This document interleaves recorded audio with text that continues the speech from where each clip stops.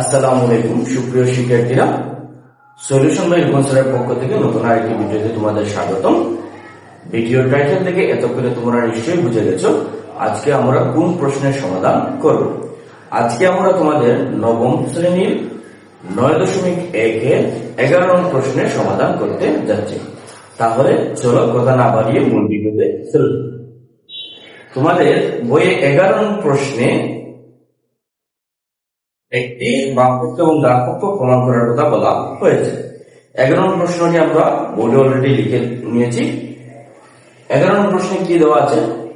sec a plus tan a divided by cosec a plus cot a equal to আমাদের প্রমাণ করতে হবে cosec a minus cot a divided by sec a minus tan a।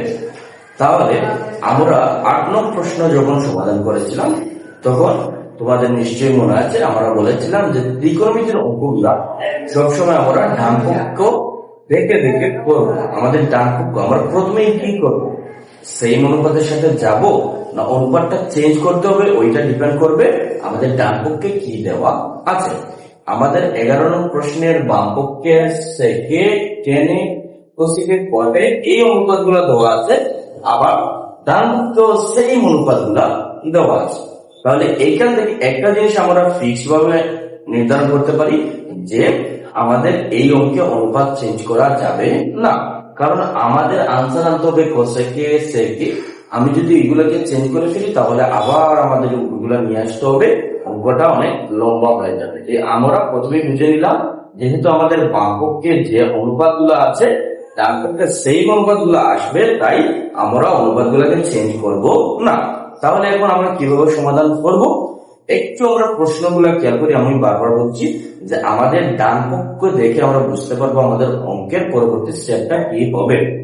যেমন এখানে দেখো আমাদের বাম পক্ষে আছে sec a plus tan a divided by cosec a plus cot a, আর ডান পক্ষে কি আছে cosec a minus cot a divided by sec a minus tan a।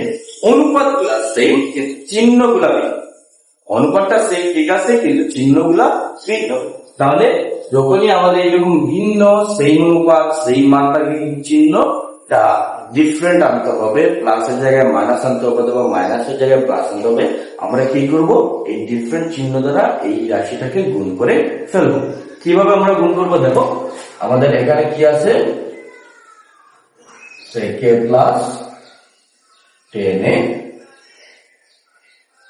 cosec a plus cot a। তাহলে এখানে আছে sec a plus tan a, তার বিপরীত চিহ্ন যদি আমরা মাইনাস নিয়ে আসি তাহলে আমরা বের দিলাম sec a minus tan a। এইখানে কি আছে cosec a plus cot a। আমরা এইটাও সেম অনুপাত রাখবো কিন্তু চিহ্নটা পরিবর্তন করে ফেলবো, আমরা গুণ দেব cosec a minus cot a।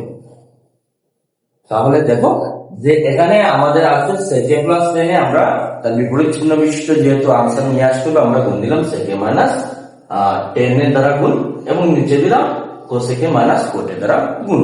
কিন্তু এতে গিয়ে কি আমাদের এই উপরের লাইন আর নিচের লাইনটা কি সমান থাকবে? আমরা তো এখানে ইকুয়াল চিহ্ন দিয়েছি, তার মানে উপরের যে রাশিটা দেওয়া আছে এবং নিচের যে রাশিটা আছে এগুলো সমান থাকবে। কিন্তু আমরা তো এইখানে দুইটা মান বাড়াই এগুলো দিয়ে বেড়ে গেছে, এগুলাকে আমাদের আবার কি করতে হবে, এগুলোকে ত্যাগ করতে হবে, এগুলোকে বাদ দিতে হবে, না হলে আমাদের এই উপরের লাইনটা নিচের লাইনটা সমান হবে না।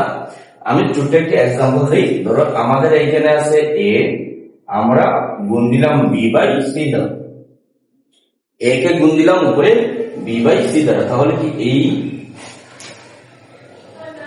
a এর সমান কি এই লাইনটা হবে?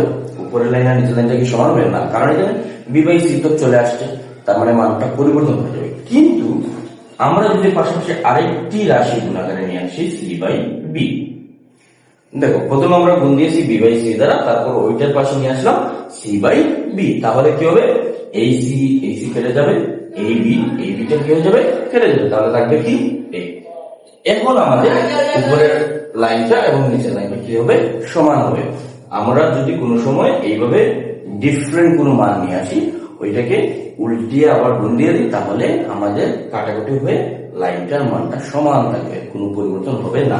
তাহলে সেম একইভাবে যদি এখানে আমরা নিয়ে এসেছিলাম কি কোসেকে মাইনাস কটে, নিচে কি আছে কোসেকে মাইনাস কটে, আমরা উপরে গুণ দিলাম কোসেকে মাইনাস কটে, আর উপরে কি আছে সেকে মাইনাস টেনে আমরা নিচে গুণ দিলাম সেকে মাইনাস টেন। তাহলে দেখো এখানেও কোসেকে মাইনাস কটে, কোসেকে মাইনাস কট থেকে কাটাকাটি হয়ে যাবে, সেকে মাইনাস টেনে, সেকে মাইনাস টেনেটাও কাটাকাটি হয়ে যাবে। তাহলে এই উপরের লাইনটা এবং লাইনটা কি থাকবে, ইকুয়াল থাকবে, এগুলোর মানের কোনো পরিবর্তন হবে না। এখন বলে স্যার আমরা এই মানগুলো এতগুলো মান নিয়ে আসার কারণ কি, আমাদের কি লাভ হবে ওইগুলো আসার জন্য। আমাদের দেখো এখানে যদি আমরা এই বিপরীত চিহ্ন বিশিষ্ট রাশিগুলো নিয়ে আসি, তাহলে আমাদের একটি সূত্র হয়ে যায় কিভাবে, সেকে প্লাস টেনে সেকে মাইনাস টেনে। তাহলে সেকেটাকে যদি আমরা এ বিবেচনা করি, টেনেটাকে যদি আমরা বি বিবেচনা করি, তাহলে এ plus B A minus B. তাহলে তো আমাদের বীজগণিতের সূত্র জানাই আছে, a plus b into a minus b equal to কি a square minus b square। তাহলে আমাদের উপরে একটি সূত্র আসবে a plus b a minus b, নিচে একটি সূত্র আসবে কোসেকেটাকে তখন a বিবেচনা করতে হবে, কটেটাকে b বিবেচনা করতে হবে। যেহেতু cosec a কটে b a plus b a minus b, তো আমাদের উপরে নিচে দুইটি সূত্র হয়ে গেছে এবং দুইটি a square minus b square সূত্র। তাহলে আমাদের যেহেতু এটা হলো sec, তাহলে হবে sec square a minus tan square a, নিচেও same a plus b a minus b a square minus b square cosec square a minus cot square a। আর এই যে ভগ্নাংশটা আছে ওইটা তো আমরা সূত্রে নেই, ওইগুলা যেমন আছে ওইগুলো থাকবে।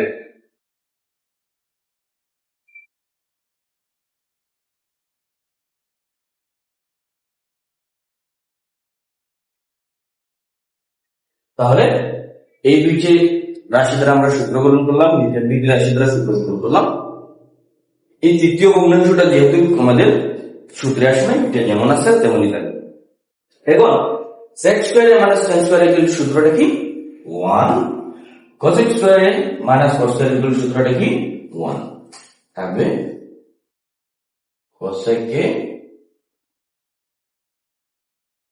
minus cot a sec a minus tan। 1 দ্বারা গুণ করলে আমরা জানি মানে কোনো পরিবর্তন হয় না, তাহলে থাকবে cosec a minus cot a sec a minus tan a সমান।